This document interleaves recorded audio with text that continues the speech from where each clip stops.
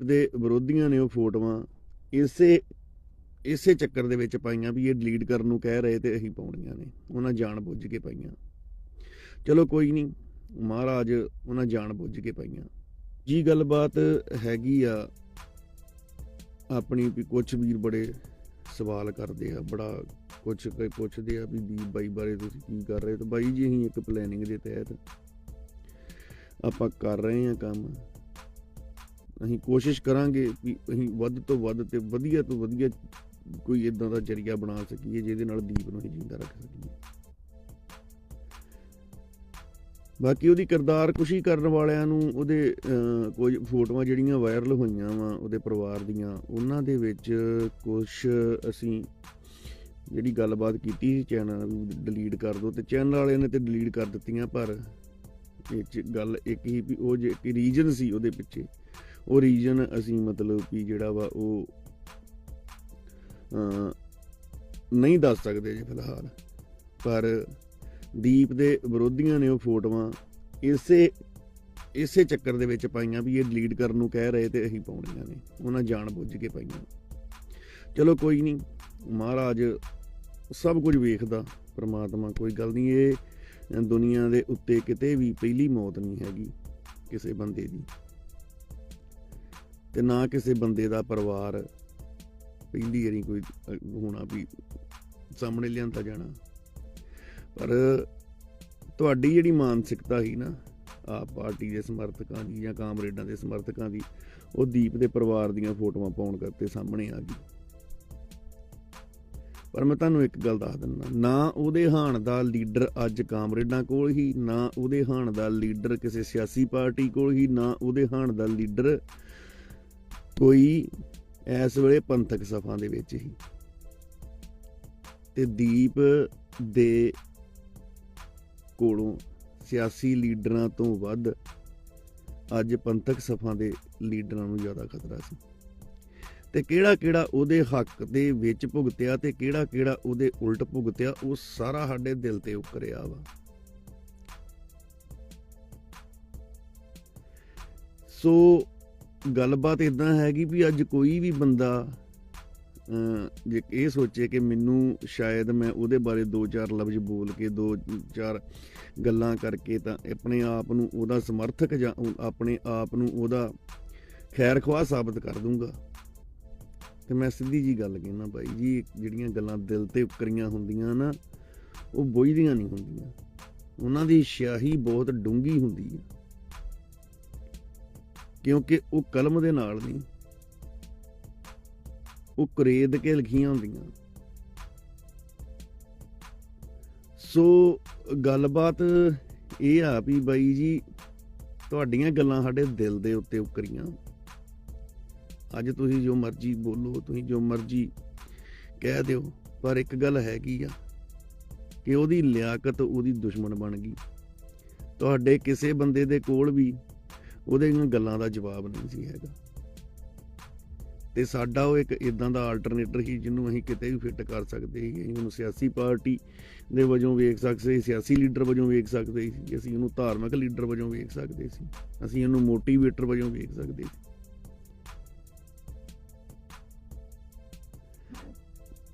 ਬਾਕੀ ਅਸੀਂ ਹੁਣ ਕੁਛ ਨਹੀਂ ਮਤਲਬ ਦੀਪ ਦੇ ਬਾਰੇ ਨਾ ਕੁਛ ਮਤਲਬ ਵੀ ਬੋਲਣ ਨਾਲ ਨਾ ਉਹਨੂੰ ਫਾਇਦਾ ਵਾ। ਜਿਹੜੀ ਉਹ ਗੱਲ ਕਹਿੰਦਾ ਸੀ ਨਾ ਕਿਤੇ ਗੱਲਾਂ ਮੈਨੂੰ ਪ੍ਰਭਾਵਿਤ ਕਰਨ ਲੱਗ ਪਈਆਂ।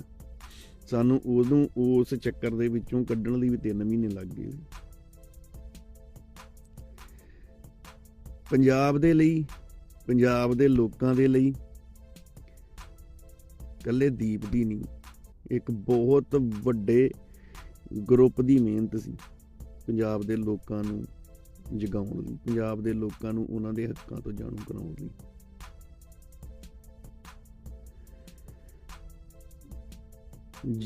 ਉਹਦੀ ਇੱਕ ਤਕਰੀਰ ਸੈਂਕੜੇ ਨੌਜਵਾਨਾਂ ਨੂੰ ਪਿਛਲੇ ਲੰਮੇ ਸਮੇਂ ਤੋਂ ਇੱਕ ਪੰਜਾਬ ਦੇ ਨੌਜਵਾਨਾਂ ਦੇ ਵਿੱਚ ਦੀ ਸੋਚ ਦੇ ਵਿੱਚ ਇੱਕ ਸੱਭਿਆਚਾਰ ਵਾਲੇ ਕੀੜੇ ਦੇ ਵਿੱਚੋਂ ਕੱਢਣ ਲਈ ਕਾਫੀ ਹੁੰਦੀ।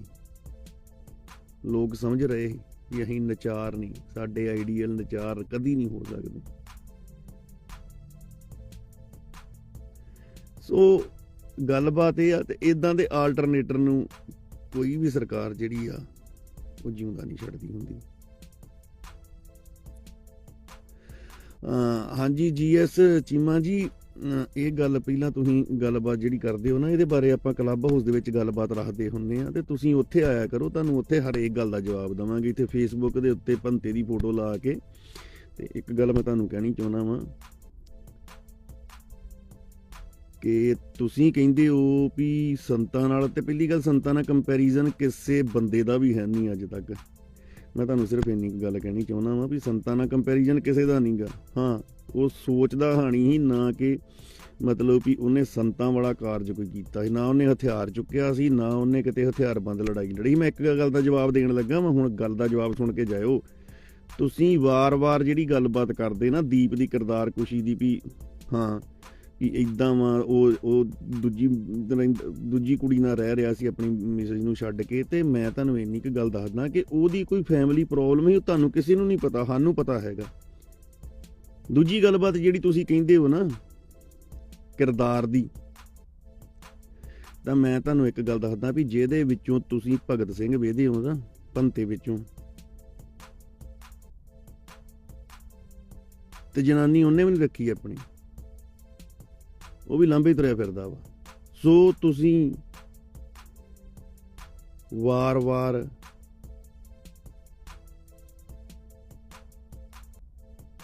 ਜਿਹੜੀ ਗੱਲਬਾਤ ਦੀਪ ਦੇ ਕਿਰਦਾਰ ਕੁਸ਼ੀ ਦੀ ਕਰਦੇ ਹੋ ਨਾ, ਉਹਦੇ ਬਾਰੇ ਆਪਾਂ ਤੁਹਾਨੂੰ ਜਿਹੜਾ ਵਾ ਉਹ ਬਕਾਇਦਾ ਤੁਹਾਨੂੰ ਮੌਕਾ ਦਿੰਦੇ ਆ, ਪਰ ਤੁਹਾਡੀ ਸਾਹਮਣੇ ਖੜਨ ਦੀ ਕਰਕੇ ਗੱਲ ਕਰਨ ਦੀ ਹਿੰਮਤ ਨਹੀਂ ਹੈਗੀ ਕਿਸੇ ਦੀ। ਤੁਹਾਡੀ ਹਿੰਮਤ ਸਿਰਫ ਫੇਕ ਆਈਡੀਆਂ ਦੇ ਉੱਤੋਂ ਇੱਥੇ ਤੱਕ ਪਹੁੰਚਣ ਦੀ ਹੈ। ਇਹ ਤੋਂ ਵੱਧ ਤੁਹਾਡੀ ਕਾਤ ਨਹੀਂ ਹੈਗੀ ਕਿਸੇ ਬੰਦੇ ਨੂੰ।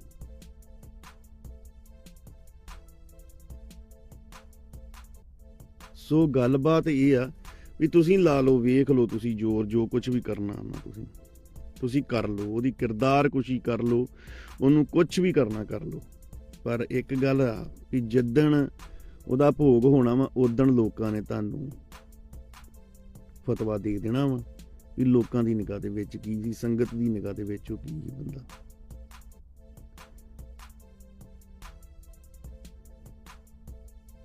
ਸੋ ਗੱਲਬਾਤ ਇਦਾਂ ਵਾ ਬਾਬਿਓ, ਇੱਕ ਆਖਰੀ ਅਪੀਲ ਹੈ ਤੁਹਾਡੇ ਅੱਗੇ।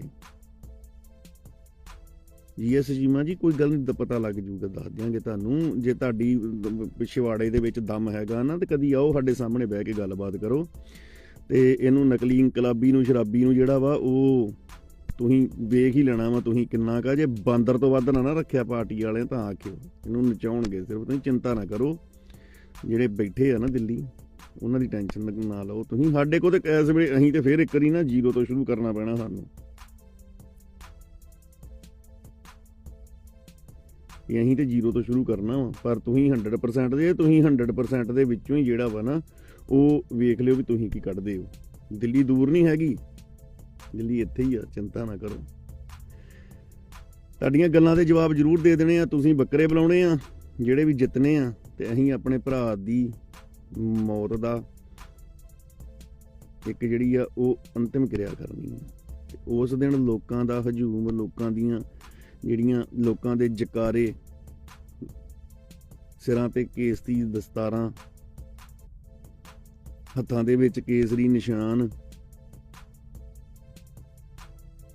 ਤੇ ਦੀਪ ਸਿੰਘ ਜਿੰਦਾਬਾਦ ਦੇ ਨਾਅਰੇ ਦੱਸਣਗੇ ਵੀ ਤੁਸੀਂ ਕਿੱਥੇ ਖੜੇ ਹੋ, ਉਹ ਕਿੱਥੇ ਖੜ ਗਿਆ।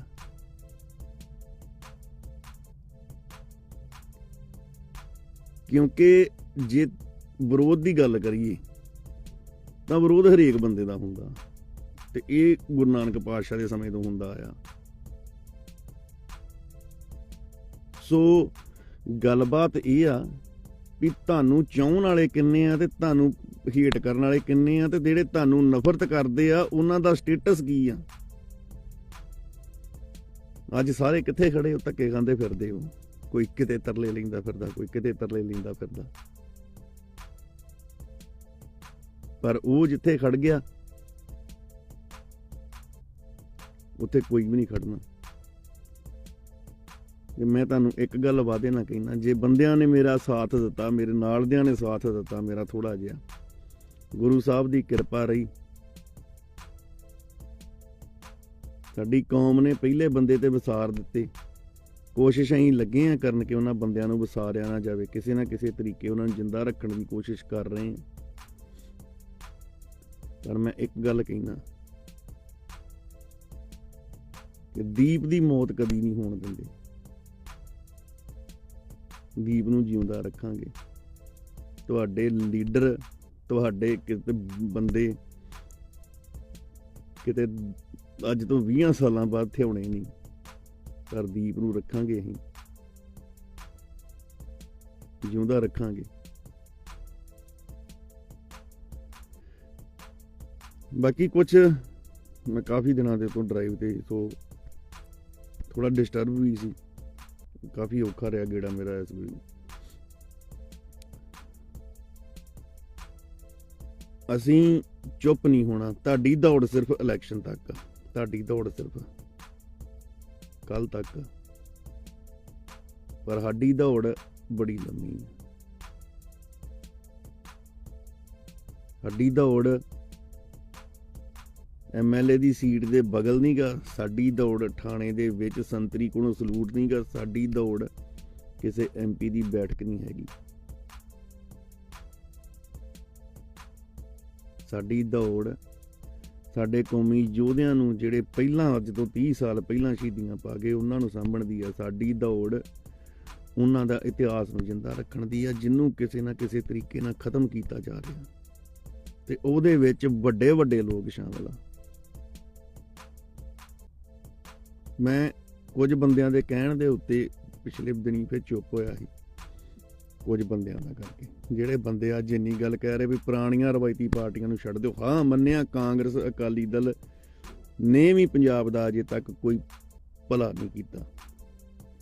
ਪੰਜਾਬ ਦੇ ਵਿੱਚ ਵਗਦੇ ਨਸ਼ੇ ਦੇ ਦਰਿਆ ਦੇ ਵਿੱਚ, ਜਿਹਦੇ ਵਿੱਚੋਂ ਦੀ ਅਸੀਂ ਡੁੱਬ ਕੇ ਇੱਕ ਨਹੀਂ ਪਾ ਰਹੇ ਹਾਂ, ਉਹਦੇ ਬਾਰੇ ਕੁਝ ਨਹੀਂ ਕੀਤਾ।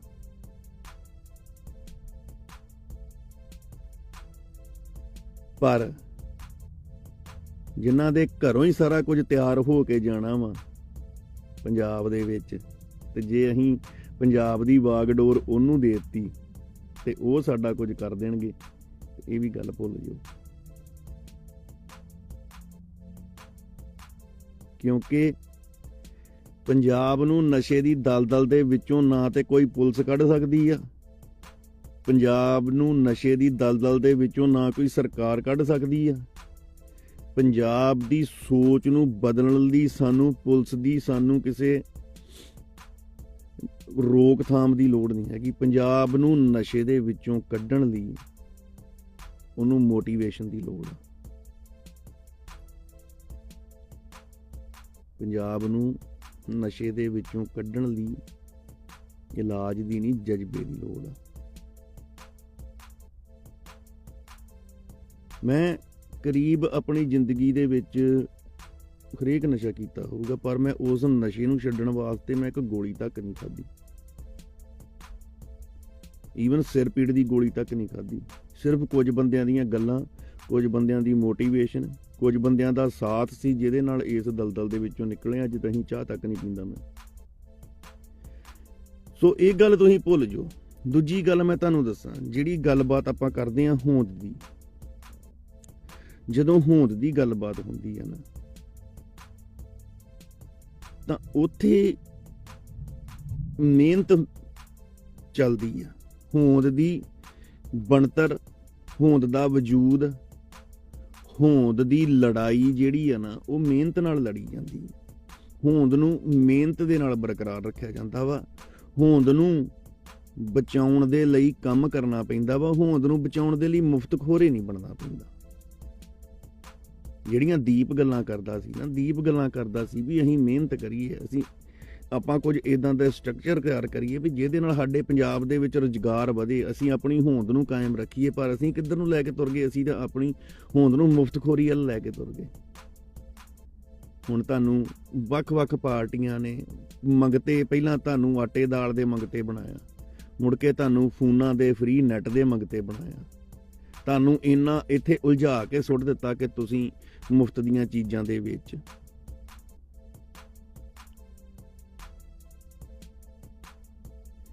ਤੁਸੀਂ ਉਲਝੇ ਰਹੋ। ਹੁਣ ਤੁਹਾਨੂੰ ਕੀ ਕਰਨਗੇ? ਹੁਣ ਇਹ ਕਰਨਗੇ ਕਿ ਹੁਣ ਤੁਹਾਨੂੰ 1000 ਰੁਪਈਆ ਬੀਬੀਆਂ ਨੂੰ ਦੇਣਗੇ, 2000 ਦੇ ਦੇਣਗੇ, 5000 ਦੇ ਦੇਣਗੇ, ਫ੍ਰੀ ਸਿਲੰਡਰ ਦੇ ਦੇਣਗੇ।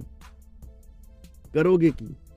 ਅੱਜ ਮਜ਼ਦੂਰ ਕਿੱਥੇ ਖੜਾ? ਸਾਡਾ ਮਜ਼ਦੂਰ ਭਰਾ ਕਿੱਥੇ ਖੜਾ? ਅੱਜ ਮਜ਼ਦੂਰ ਭਰਾ ਸਾਡਾ ਜਿੱਥੇ ਖੜਾ, ਉੱਥੇ ਉਹ ਆਪਣੀ ਜ਼ਿੰਦਗੀ ਵੱਲ ਨਹੀਂ, ਆਪਣੀ ਮੌਤ ਵੱਲ ਵੱਧ ਰਿਹਾ। ਉਹ ਕਿਵੇਂ ਵੱਧ ਰਿਹਾ? ਅੱਜ ਤੋਂ 25 ਸਾਲ ਪਹਿਲਾਂ ਮਜ਼ਦੂਰਾਂ ਦੇ ਜੁੱਸੇ ਵੇਖ ਲਿਓ, ਜਿਹੜੇ ਸਾਡੇ ਜਿਹੜੇ ਹੀ ਕੰਮ ਕਰਦੇ ਹੁੰਦੇ ਸੀ ਬੰਦੇ, ਅਸੀਂ ਛੋਟੇ ਹੁੰਦੇ, ਹੌਲੇ ਹੁੰਦੇ ਆ, ਜੋ ਭਰਪੂਰ ਜਵਾਨੀ ਟੀਨੇਜ ਦੇ ਵਿੱਚ ਹਾਂ, ਉਦੋਂ ਆਪਣੇ ਮਜ਼ਦੂਰਾਂ ਦੇ ਜੁੱਸੇ ਵੇਖੀਦੇ ਸੀ, ਆਪਣੇ ਬਜ਼ੁਰਗਾਂ ਦੇ ਜੁੱਸੇ ਵੇਖੀਦੇ। ਲੋਹੇ ਵਰਗੇ ਸਰੀਰ ਹੁੰਦੇ ਸੀ, ਉਹਨਾਂ ਦੇ ਕੰਮ ਕਰਦੇ ਸੀ। ਅੱਜ ਮਜ਼ਦੂਰ ਕਿੱਥੇ ਖੜਾ ਵਾ? ਬਟਾਲੇ ਜਾ ਕੇ ਵੇਖ ਲਿਓ, ਸੁੱਖਾ ਸਿੰਘ ਮਹਿਤਾਬ ਸਿੰਘ ਚੌਂਕ ਦੇ ਵਿੱਚ ਅੱਜ ਉਸ ਮਜ਼ਦੂਰਾਂ ਦੀ ਹਾਲ ਕੀ ਆ। ਆਟਾ ਦਾਲ ਉਹਨਾਂ ਨੂੰ ਸਰਕਾਰ ਥੋੜਾ ਬਹੁਤਾ ਦੇਈ ਜਾਂਦੀ ਆ, ਉਹ ਉੱਥੇ ਜਿੰਨਾ ਕੁ ਕੰਮ ਕਰਦੇ ਉਨੇ ਕੁ ਦਾ ਨਸ਼ਾ ਕਰੀ ਜਾਂਦੇ ਆ, ਤੇ ਉਹ ਨਸ਼ਾ ਉਹਨਾਂ ਦੇ ਸਰੀਰ ਨੂੰ ਗਾਲੀ ਜਾਂਦਾ। ਅੱਜ ਸਾਨੂੰ ਹੋਂਦ ਦੀ ਲੜਾਈ ਲਈ ਸਾਨੂੰ ਮੁਫਤਖੋਰੇ ਬਣਨ ਦੀ ਲੋੜ ਨਹੀਂ ਹੈਗੀ, ਸਾਨੂੰ ਮਿਹਨਤ ਦੀ ਲੋੜ ਸੀ, ਸਾਨੂੰ ਰੁਜ਼ਗਾਰ ਦੀ ਲੋੜ ਸੀ। ਸਾਨੂੰ 8 ਸਿਲੰਡਰ, ਸਾਨੂੰ 1000-2000 ਰੁਪਈਆ ਮਹੀਨੇ ਦਾ ਨਹੀਂ ਚਾਹੀਦਾ। ਸਾਨੂੰ ਚਾਹੀਦਾ ਸੀ ਤਾਂ ਰੁਜ਼ਗਾਰ ਚਾਹੀਦਾ ਸੀ, ਸਾਨੂੰ ਮਿਹਨਤ ਚਾਹੀਦੀ। ਤੇ ਗੱਲ ਨੂੰ ਜਿੰਨੀ ਛੇਤੀ ਸਮਝੋਗੇ ਤੇ ਉਨੀ ਜਲਦੀ ਆਪਣੇ ਆਪ ਨੂੰ ਜਿਹੜਾ ਵਾ ਉਹ ਕੈਰੀ ਕਰ ਲਓਗੇ। ਸੋ ਗੱਲਾਂ ਉਹਦੀਆਂ ਕਾਫੀ ਆ, ਤੁਹਾਡੇ ਨਾਲ ਕਰਦੇ ਰਵਾਂਗੇ, ਕਿਉਂਕਿ ਸਾਡੀ ਲੜਾਈ ਤੇ ਉੱਦਾਂ ਹੀ ਰਹਿਣੀ ਹੈ।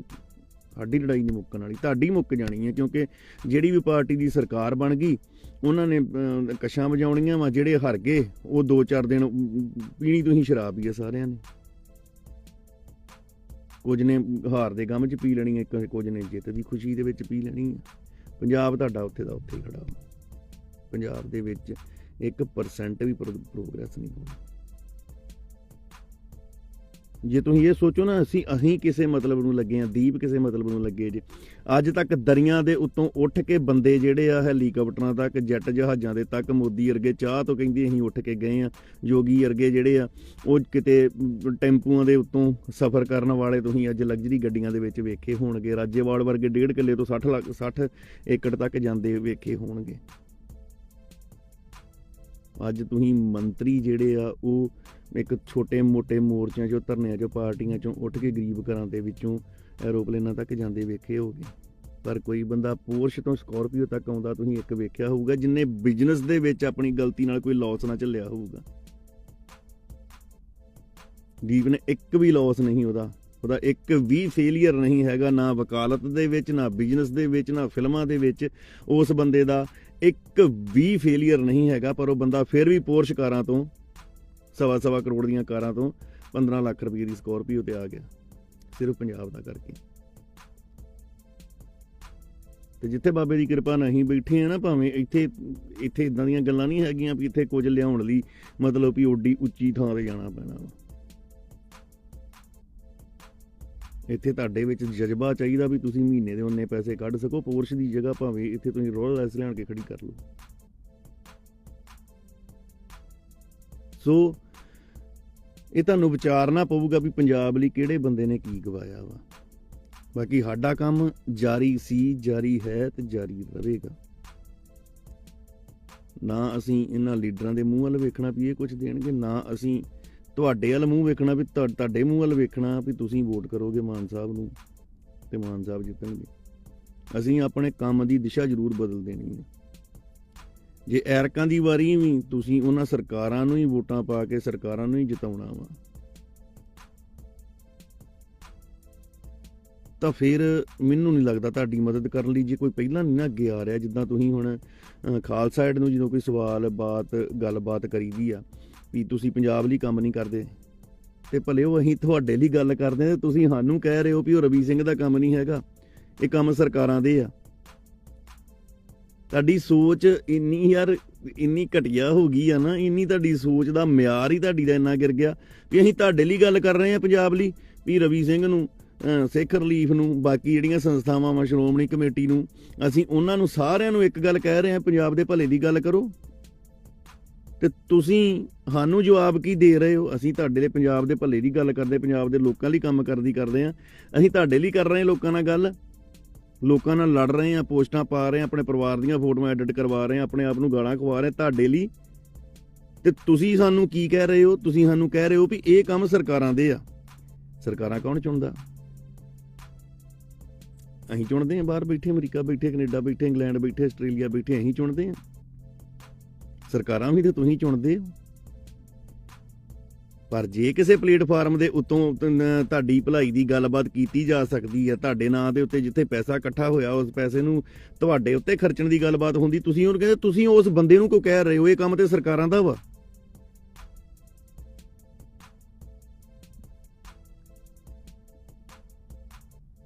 700 ਕਰੋੜ ਰੁਪਈਆ ਲੈ ਕੇ ਪੰਜਾਬੀਆਂ ਦੇ ਕੋਲੋਂ, ਸਿੱਖ ਕੌਮ ਦੇ ਕੋਲੋਂ ਇੱਕ ਬੰਦਾ ਆਪਣੇ ਨਾਲ ਦਿਆਂ ਨੂੰ 10-15 ਬੰਦਿਆਂ ਨੂੰ ਐਸ਼ ਕਰਵਾ ਰਿਹਾ ਵਾ।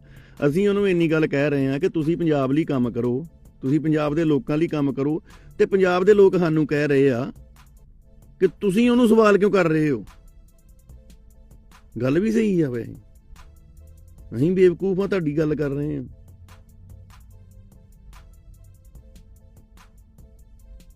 ਛਿੱਤਰ ਸਾਡੇ ਸਿਰ ਦੇ ਵਿੱਚ ਚਾਹੀਦੇ ਆ ਵੈਸੇ, ਵੀ ਅਸੀਂ ਤੁਹਾਡੀ ਗੱਲ ਕਿਉਂ ਕਰ ਰਹੇ ਹਾਂ ਯਾਰ? ਅਸੀਂ ਤੁਹਾਡੇ ਲਈ ਕਿਉਂ ਤੜਫ ਰਹੇ ਹਾਂ? ਦੀਪ ਦੀ ਵੀ ਲਾਈਫ ਸੈੱਟ ਹੀ ਯਾਰ, 1.25 ਕਰੋੜ ਦੀਆਂ ਗੱਡੀਆਂ, ਲਗਜ਼ਰੀ ਹੋਟਲ, ਲਗਜ਼ਰੀ ਲਾਈਫ, ਕੀ ਲੋੜ ਸੀ? ਜਿਹੜੇ ਇੱਥੇ ਬੈਠੇ ਮੇਰੇ ਨਾਲ ਕੰਮ ਕਰਨ ਡਏ ਆ, ਜਿਹੜੀ ਮੇਰੀ ਟੀਮ ਕੰਮ ਕਰਨ ਡਈ ਆ, ਅਸੀਂ ਤੁਹਾਡਾ ਦੁੱਖ ਵੇਖ ਕੇ ਰੋਂਦੇ ਆ। ਅਸੀਂ ਲੋਕਾਂ ਨੂੰ ਕਹਿੰਦੇ ਆ ਵੀ ਯਾਰ ਪੰਜਾਬ ਦੇ ਲੋਕਾਂ ਦਾ ਸੋਚੋ, ਪੰਜਾਬ ਮਰਦਾ ਜਾਣ ਡਿਆ। ਬਠਿੰਡਾ 75% ਮਰਨ ਦੇ ਕਿਨਾਰੇ ਆ। ਤੁਸੀਂ ਸਾਨੂੰ ਕਹਿ ਰਹੇ ਹੋ, ਤੁਸੀਂ ਕੀ ਕਾਹਦੇ ਲਈ ਯਾਰ? ਤੁਸੀਂ ਕਿਉਂ ਕਰ ਰਹੇ ਹੋ? ਸਰਕਾਰਾਂ ਦਾ ਕੰਮ।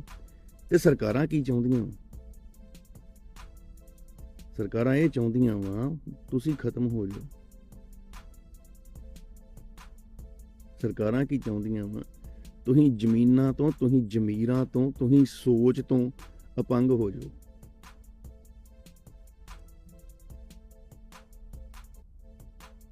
ਤੇ ਫਿਰ ਹੋ ਜਾਓ, ਮਰ ਜਾਓ। ਫਿਰ ਤੁਹਾਨੂੰ ਕੌਣ ਬਚਾਉਣ ਆ ਸਕਦਾ? ਸੋ ਗੱਲਬਾਤ ਵੀਰੇ ਇਦਾਂ ਵਾ ਵੀ ਸਾਡਾ, ਜੇ ਤੁਹਾਨੂੰ ਕਿਸੇ ਨੂੰ ਬੰਦੇ ਨੂੰ ਲੱਗਦਾ ਨਾ ਕਿ ਸਾਡਾ ਨਿੱਜ ਵਾ ਕੋਈ ਇਸ ਗੱਲ ਦੇ ਵਿੱਚ, ਤਾਂ ਇਹ ਗੱਲ ਭੁੱਲ ਜਾਓ। ਸਾਡਾ ਕੋਈ ਨਿੱਜ ਨਹੀਂ ਹੈਗਾ। ਸੈਟਲ ਵਾਂ, ਸੋਹਣਾ ਖਾ ਰਹੇ ਹਾਂ, ਸੋਹਣਾ ਪੀ ਰਹੇ ਹਾਂ। ਦੀਪ ਨੂੰ ਕੋਈ ਲੋੜ ਨਹੀਂ ਸੀ ਹੈਗੀ, ਸਾਨੂੰ ਕੋਈ ਲੋੜ ਨਹੀਂ ਸੀ ਹੈਗੀ।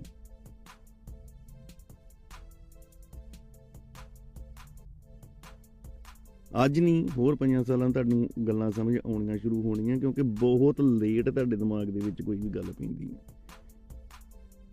ਮਾਨਸਿਕ ਲੈਵਲ ਦੇ ਉੱਤੋਂ, ਬੌਧਿਕ ਪੱਧਰ ਦੇ ਉੱਤੋਂ ਜਿੰਨਾ ਬੈਕ ਸਟੈਪ ਦੇ ਉੱਤੇ ਪੰਜਾਬ ਆ, ਕੋਈ ਸਟੇਟ ਹੋਰ ਨਹੀਂ ਹੈਗੀ। ਕਮਲਿਓ, ਬਿਹਾਰੀ ਯੂਪੀ ਵਾਲੇ ਤੇ ਆਣ ਕੇ ਪੰਜਾਬ ਕੰਮ ਕਰ ਲੈਂਦੇ, ਤੁਹਾਡੇ ਕੋਲ ਤੇ ਉਹ ਵੀ ਨਹੀਂ ਹੋਣਾ।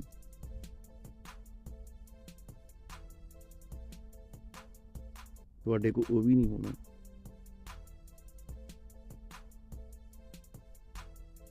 ਸੋ ਆਪਾਂ, ਇਹ ਨਹੀਂ ਗੱਲ ਹੈਗੀ ਵੀ ਕੱਲ ਤੋਂ ਬਾਅਦ ਚੁੱਪ ਕਰ ਜਾਣਾ।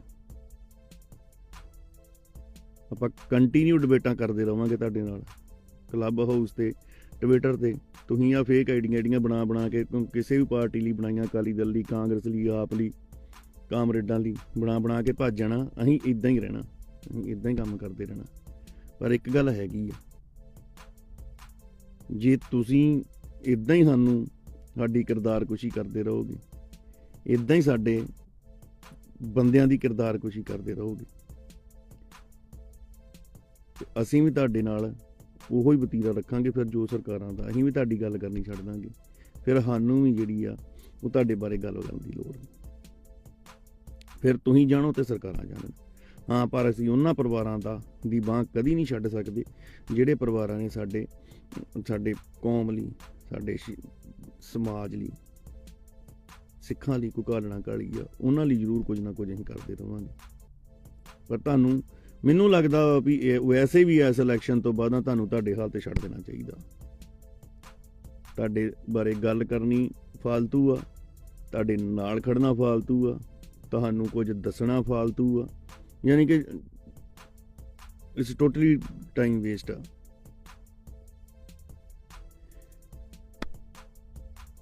ਇਸ ਤੋਂ ਬਾਅਦ ਉਹ ਗੱਲ ਹੋਊਗੀ ਤੁਮੇ ਤੁਮਾਰਾ ਖੂਬ ਹਮੇ ਹਮਾਰਾ ਖੂਬ।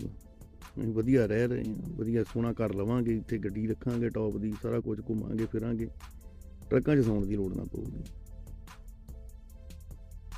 ਬਾਕੀ ਸਾਡੇ ਕਿਹੜੇ ਕੰਮ ਵਾ ਉਹ ਅਸੀਂ ਉਹਨਾਂ ਲਈ ਕਰਾਂਗੇ ਜਿਨ੍ਹਾਂ ਪਰਿਵਾਰਾਂ ਨੂੰ ਸਾਡੀ ਲੋੜ ਵਾ।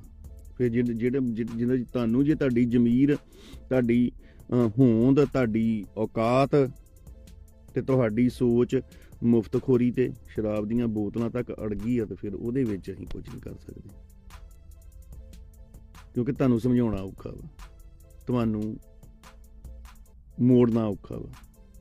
ਤੁਸੀਂ ਜਿੱਧਰ ਦੇ ਬੰਦੇ ਨੂੰ ਤੁਰ ਪਏ ਹੋ, ਤੁਹਾਡੀ ਉੱਥੇ ਤੁਸੀਂ ਮੱਛੀ ਦੇ ਪੱਥਰ ਚੱਟ ਕੇ ਮੋੜ ਆਉਂਦੀ ਆ ਨਾ, ਪਰ ਤੁਹਾਡੇ ਕੋਲੋਂ ਪੱਥਰ ਚੱਟ ਕੇ ਵੀ ਨਹੀਂ ਮੁੜਿਆ ਜਾਣਾ। ਕਿਉਂਕਿ ਮੱਛੀ ਨੂੰ ਪੱਥਰ ਚੱਟ ਕੇ ਮੁੜਨ ਦੇ ਲਈ, ਵਾਪਸ ਆਉਣ ਲਈ ਉਨੀ એનર્ਜੀ ਵੀ ਚਾਹੀਦੀ ਹੁੰਦੀ, ਉਨੀ ਸੱਤਿਆ ਵੀ ਚਾਹੀਦੀ ਹੁੰਦੀ ਹੈ। ਤੇ ਤੁਸੀਂ ਉਹ ਲੋਕ ਹੋ ਜਿਨ੍ਹਾਂ ਦੇ ਵਿੱਚ ਇੰਨੀ ਸੱਤਿਆ ਵੀ ਨਹੀਂ ਰਹਿ ਜਾਣੀ ਕਿ ਤੁਸੀਂ ਪੱਥਰ ਚੜ ਕੇ ਵਾਪਸ ਮੁੜ ਆਓ। ਇਹ ਗੱਲ ਪੱਕੀ ਹੈ, ਕਿਉਂਕਿ ਤੁਹਾਡੇ ਅੰਦਰ ਦਾ ਜਜ਼ਬਾ, ਤੁਹਾਡੀ ਸੋਚ, ਤੁਹਾਡੇ ਜਿਹੜੀ ਸਰੀਰ ਦੀ ਸਮਰੱਥਾ, ਤੁਹਾਡੀ ਫਾਈਨੈਂਸ਼ੀਅਲੀ ਸਮਰੱਥਾ ਵੀ ਇੱਥੋਂ ਤੱਕ ਪ੍ਰਭਾਵਿਤ ਕਰ ਦਿੱਤੀ ਜਾਣੀ ਹੈ ਕਿ ਤੁਸੀਂ ਪੱਥਰ ਚੜ੍ਹ ਕੇ ਨਹੀਂ ਮੁੜ ਜਾਣਾ। ਸੋ ਟੈਨਸ਼ਨ ਨਾ ਲਓ, ਤੁਸੀਂ ਜਿੱਧਰ ਨੂੰ ਵੱਧ ਰਹੇ ਹੋ ਨਾ, ਉਧਰ ਨੂੰ ਵਧੋ, ਸਾਨੂੰ ਕੋਈ ਪ੍ਰੋਬਲਮ ਨਹੀਂ ਹੈਗੀ।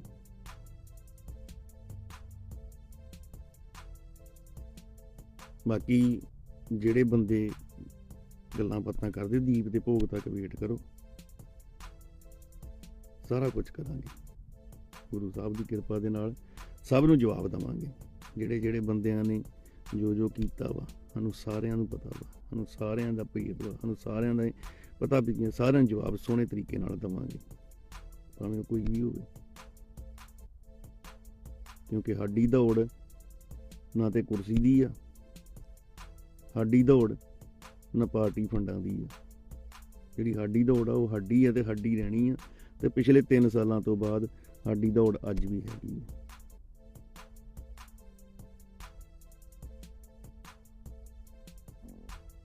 ਸਾਰਿਆਂ ਦੇ ਨਾਲ ਜਿਹੜੇ ਆ ਜਵਾਬ ਸੋਸ਼ਲ ਤੇ ਵੀ ਦੇਵਾਂਗੇ, ਤੇ ਜੇ ਗਰਾਊਂਡ ਤੇ ਕੋਈ ਭਾੜੂਗਾ ਤਾਂ ਗਰਾਊਂਡ ਤੇ ਵੀ ਦੇਵਾਂਗੇ। ਅਸੀਂ ਕਿਸੇ ਵੀ ਜੰਗ ਲਈ ਤਿਆਰ ਬੈਠੇ ਹਾਂ ਕਿ ਚੜ੍ਹਦੀ ਕਲਾ ਵਾ। ਬਾਕੀ ਮੇਰੇ ਵੀਰਾਂ ਨੂੰ ਸਾਰਿਆਂ ਨੂੰ ਇੱਕ ਬੇਨਤੀ ਆ ਕਿ ਵੋਟ ਆਪਣੇ ਜ਼ਮੀਰ ਨੂੰ ਪਾ ਕੇ ਆਇਓ, ਕਿਸੇ ਲੀਡਰ ਨੂੰ ਨਹੀਂ। ਮੈਂ ਹੁਣ ਇਹ ਵੀ ਨਹੀਂ ਗੱਲ ਕਹਿੰਦਾ ਕਿ ਤੁਸੀਂ ਅਕਾਲੀ ਦਲ ਨੂੰ ਪਾ ਦਿਓ, ਤੁਸੀਂ ਕਾਂਗਰਸ ਨੂੰ ਪਾ ਦਿਓ, ਤੁਸੀਂ ਆਪ ਨੂੰ ਪਾ ਦਿਓ। ਤੁਹਾਡੀ ਜ਼ਮੀਰ ਕਿੱਧਰ ਹਾਮੀ ਭਰਦੀ ਆ, ਤੁਹਾਡੇ ਬੰਦਾ ਤੁਹਾਡੇ ਲਈ ਖੜ ਕਿਹੜਾ ਸਕਦਾ, ਭਾਵੇਂ ਅਕਾਲੀ ਹੋਵੇ, ਕਾਂਗਰਸੀ ਆਪ ਹੋਵੇ। ਪਹਿਲਾਂ ਇੰਨੀ ਗੱਲ ਸੋਚ ਲਿਓ ਵੀ ਉਹ ਬੰਦਾ ਪੈਸੇ ਦੇ ਕੇ ਟਿਕਟ ਦਾ ਭਾਗੀਦਾਰ ਨਾ ਬਣਿਆ ਹੋਵੇ। ਜਿਹੜਾ ਬੰਦਾ ਪੈਸੇ ਦੇ ਕੇ ਟਿਕਟ ਦਾ ਭਾਗੀਦਾਰ ਬਣਿਆ ਹੋਇਆ, ਉਹਨੇ ਕਦੀ ਕੁਝ ਨਹੀਂ ਕਰਨਾ ਤੁਹਾਡੇ ਲਈ। ਮੈਂ ਤੁਹਾਨੂੰ ਇੱਕ ਗੱਲ ਦੱਸ ਦਿੰਦਾ, ਜਿਹੜੇ ਬੰਦੇ ਨੇ 5 ਕਰੋੜ, ਜਿਹੜੇ ਬੰਦੇ ਨੇ 10 ਕਰੋੜ, ਜਿਹੜੇ ਬੰਦੇ ਨੇ 2 ਕਰੋੜ 4 ਕਰੋੜ ਦੇ ਕੇ ਵੋਟ ਲਈ, ਸੀਟ ਲਈ ਆ, ਉਹ ਬੰਦੇ ਨੇ ਤੁਹਾਡੇ ਲਈ ਕੁਝ ਨਹੀਂ ਕਰਨਾ।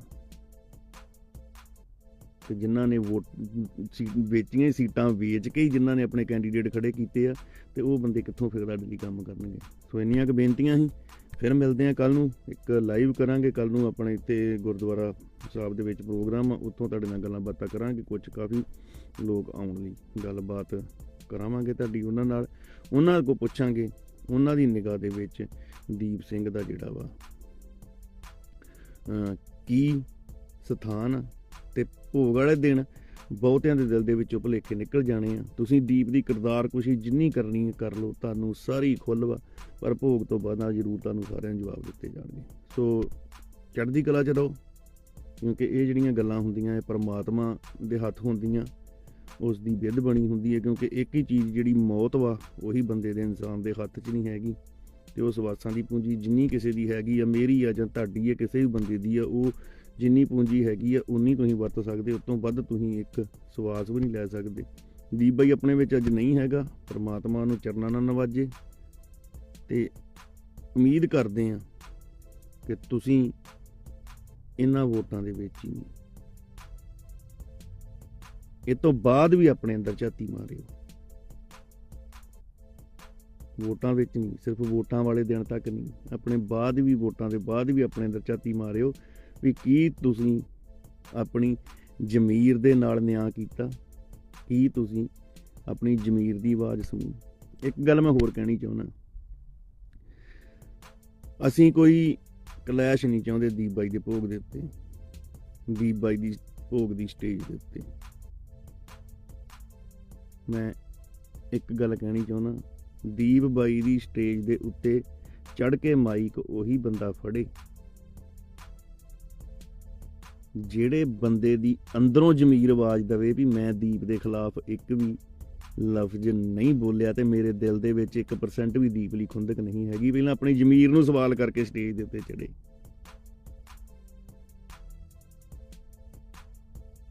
ਜੇ ਉਹਦੀ ਜ਼ਮੀਰ ਇਜਾਜ਼ਤ ਦਿੰਦੀ ਆ ਨਾ ਕਿ ਹਾਂ ਕਿਤੇ ਉਹਨੇ ਦਿਲ ਦੇ ਵਿੱਚ ਦੀਪ ਦੇ ਪ੍ਰਤੀ ਦਿਲ ਦੇ ਵਿੱਚ ਨਫ਼ਰਤ ਰੱਖ ਕੇ ਕੋਈ ਬੋਲ ਨਹੀਂ ਬੋਲਿਆ, ਉਹ ਬੰਦਾ ਸਟੇਜ ਦੇ ਉੱਤੇ ਚੜ੍ਹ ਕੇ ਮਾਈਕ ਨੂੰ ਹੱਥ ਲਾਵੇ, ਭਾਵੇਂ ਕੋਈ ਵੀ ਹੋਵੇ, ਭਾਵੇਂ ਉਹ ਅਕਾਲੀ ਦਲ ਨਾਲ ਹੋਵੇ, ਭਾਵੇਂ ਕਾਂਗਰਸ ਨਾਲ ਹੋਵੇ, ਭਾਵੇਂ ਮਾਨ ਦਲ ਨਾਲ ਹੋਵੇ, ਭਾਵੇਂ ਉਹ ਸੋਨੀਆ ਮਾਨ ਹੋਵੇ, ਭਾਵੇਂ ਕੁਲਵਿੰਦਰ ਕੋਈ ਉਹ ਸਿੱਧੂ ਹੋਵੇ, ਕੋਈ ਵੀ ਹੋਵੇ, ਮਾਈਕ ਨੂੰ ਹੱਥੋਂ ਪਾਇਓ ਜਿਹੜੇ ਬੰਦੇ ਨੇ ਦੀਪ ਦੀ ਕਿਰਦਾਰ ਕੁਸ਼ੀ ਨਹੀਂ ਕੀਤੀ, ਜਿਹਨੇ ਦੀਪ ਤੇ ਇਲਜ਼ਾਮ ਨਹੀਂ ਲਾਏ। ਤੁਹਾਡੀ ਜ਼ਮੀਰ ਦੀ ਆਵਾਜ਼ ਜਿਹੜੀ ਹੈ ਨਾ, ਉੱਥੋਂ ਪਤਾ ਲੱਗਣੀ ਵੀ ਤੁਸੀਂ ਆਪਣੀ ਜ਼ਮੀਰ ਦੀ ਆਵਾਜ਼ ਸੁਣ ਕੇ ਚੜੇ ਹੋ ਜਾਂ ਕਿੱਦਾਂ। ਗੱਲਾਂ ਦੋ ਹੀ ਹੁੰਦੀਆਂ, ਜਾਂ ਸਪੋਰਟ ਜਾਂ ਵਿਰੋਧ। ਤੁਸੀਂ ਜੇ ਵਿਰੋਧ ਦੇ ਵਿੱਚ ਹੀ ਤਾਂ ਤੁਸੀਂ ਦੀਪ ਨੂੰ ਨਫ਼ਰਤ ਕਰਦੇ। ਸੋ ਬਾਕੀ ਸਭ ਗੱਲਾਂ ਬਾਤਾਂ ਕਰਦੇ ਰਹਾਂਗੇ ਆਪਾਂ, ਕਿਉਂਕਿ ਆਪਾਂ ਤਾਂ ਤੁਹਾਡੇ ਨਾਲ ਹੀ ਹਾਂ। ਆਪਾਂ ਅੱਜ ਵੀ ਉਹਨਾਂ ਦੇ ਨਾਲ ਖੜੇ ਹਾਂ, ਕੱਲ੍ਹ ਵੀ ਉਹਨਾਂ ਦੇ ਨਾਲ ਖੜਾਂਗੇ ਜਿਹੜੇ ਪੰਜਾਬ ਲਈ ਤੁਰਨਗੇ। ਤੇ ਜਿਹੜੇ ਬੈਂਗਣ ਹੋਣਗੇ, ਕਦੀ ਇੱਧਰ ਨੂੰ ਰਿੜ ਗਏ ਕਦੀ ਉੱਧਰ ਨੂੰ ਰਿੜ ਗਏ, ਤਾਂ ਉਹਨਾਂ ਦੀ ਸਾਰੀ ਜ਼ਿੰਦਗੀ ਜਿਹੜੀ ਆ ਉਮਰ ਵਾ ਉਹ ਬੈਂਗਣ ਬਾਣੀ ਨਿਕਲ ਜਾਣੀ ਹੈ। ਸੋ ਆਪਾਂ ਆਉਣ ਵਾਲੇ ਸਮੇਂ ਦੇ ਵਿੱਚ ਸਾਡੀ ਜ਼ਿੰਦਗੀ ਦੇ ਵਿੱਚ ਵੀ ਸਾਡੇ ਲਈ ਵੀ ਕੋਈ ਬੈਂਗਣਾ ਦੀ ਹੈ ਨਹੀਂ। ਸੋ ਜਿਹੜੇ ਕੁਝ ਬੰਦੇ ਨੇ, ਜਿਹੜੇ ਬੰਦੇ ਅੱਜ ਅੰਦਰ ਖਾਤੇ ਦੀਪ ਦੇ ਵਿਰੋਧੀਆਂ ਵੱਲ ਭੁਗਤੇ ਨੇ, ਦੀਪ ਦੇ ਕਾਤਲਾਂ ਵੱਲ ਭੁਗਤ ਰਹੇ ਨੇ, ਇਹਨਾਂ ਦਾ ਖੁੱਲ੍ਹ ਕੇ ਰੇਲਾ ਬਣਾਵਾਂਗੇ। ਬਸ ਇੱਕ ਵਾਰੀ ਆ ਭੋਗ ਪੈ ਲੈਂਦੋ, ਕਿਉਂਕਿ ਅਸੀਂ ਇਸ ਸਦਮੇ ਦੇ ਵਿੱਚੋਂ ਬਾਹਰ ਆਉਣ ਲਈ ਸਾਨੂੰ ਵੀ 2-4 ਦਿਨ ਹੀ ਲੱਗਣੇ। ਜਿਹੜੀਆਂ ਬੋਲੀਆਂ ਅੱਜ ਤੁਸੀਂ ਪਾ ਰਹੇ ਹੋ ਨਾ ਦੀਪ ਦੀ ਮੌਤ ਤੇ, ਇਹ ਬੋਲੀਆਂ ਤੁਹਾਡੇ ਵੱਲ ਵੀ ਪੈਣਗੀਆਂ, ਚਿੰਤਾ ਨਾ ਕਰੋ, ਅਸੀਂ ਤਿਆਰ ਹਾਂ ਸਾਰੇ। ਜਿਵੇਂ ਤੁਸੀਂ ਤਿਆਰ ਰੱਖਿਓ, ਕੋਈ ਗੱਲ ਨਹੀਂ। ਤੇ ਆਈਡੀ ਦਾ ਨਾਂ ਜਿਹੜਾ ਹੁੰਦਾ GS ਸੰਧੂ ਤੋਂ ਬਦਲ ਕੇ GS ਚੀਮਾ ਕਰਨ ਦੇ ਨਾਲ ਪਛਾਣਾਂ ਨਹੀਂ ਲੁਕਦੀਆਂ ਹੁੰਦੀਆਂ ਚੀਮੇ। ਤੇ ਕਰਾਂਗੇ ਗੱਲਾਂ ਬਾਤਾਂ ਬਾਅਦ ਦੇ ਵਿੱਚ। ਚੜ੍ਹਦੀ ਕਲਾ, ਧਿਆਨ ਰੱਖਿਓ ਆਪਣਾ। ਅੱਜ ਹੁਣ ਮੈਂ 2-3 ਛੁੱਟੀਆਂ ਕਰਨੀਆਂ ਵਾ, ਕਿਉਂਕਿ ਥੋੜ੍ਹਾ ਜਿਹਾ ਮਾਈਂਡ ਬੋਡੀ ਨਹੀਂ ਹੈਗੀ ਉਸ ਬਾਰੇ, ਤੇ ਆਪਾਂ ਨੂੰ ਇਜਾਜ਼ਤ ਨਹੀਂ ਦੇ ਰਹੀ। ਸੋ ਫਿਰ ਮਿਲਦੇ ਹਾਂ ਬਾਬਿਓ, ਮਿਲਦੇ ਰਵਾਂਗੇ, ਤੁਹਾਡੇ ਨਾਲ ਰਵਾਂਗੇ। ਕਲੱਬ ਹਾਊਸ ਦੇ ਵਿੱਚ ਵਿਚਾਰਾਂ ਹੋਣਗੀਆਂ, ਟਵਿੱਟਰ 'ਤੇ ਵਿਚਾਰਾਂ ਹੋਣਗੀਆਂ। ਇਹ ਲੜਾਈ ਨੂੰ ਆਪਾਂ ਇੱਥੇ ਨਹੀਂ ਛੱਡ ਸਕਦੇ। ਵਾਹਿਗੁਰੂ ਜੀ ਕਾ ਖਾਲਸਾ, ਵਾਹਿਗੁਰੂ ਜੀ ਕੀ ਫਤਿਹ।